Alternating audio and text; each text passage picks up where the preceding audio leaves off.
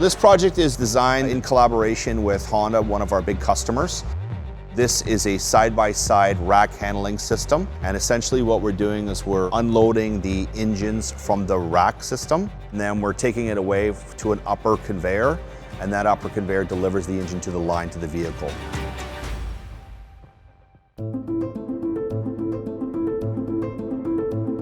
We provide engineering services to our customers.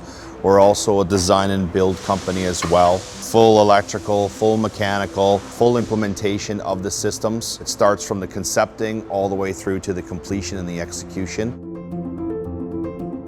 We're meeting with the customer, we're understanding what their problems are or what they need to achieve. And then from that point, we'll look at brainstorming some solutions together. We'll collaborate on the idea. Once we agree to what that solution is going to be, that's when we put it all together and then we run it all off on our building. The automotive sector is usually a Christmas shutdown or a summer shutdown, and those are when your big major installs usually get put in place. You only have 10 days to complete it, and we cannot be late.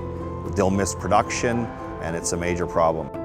We're doing everything we can in the beginning in order to make sure that when we go to install it, and we can complete all of our tasks within that 10-day period.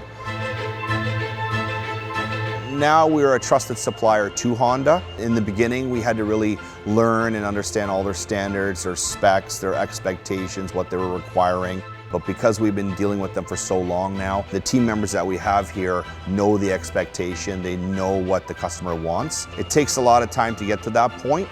Some of these customers, if they're down for any period of time, it can cost millions. So we have to be able to react. We have to be able to be there. We have to be able to support the equipment. They want communication, they want updates, but at the end of the day, they want us as Promation Engineering to make sure the job gets executed perfectly. That's what they're looking for.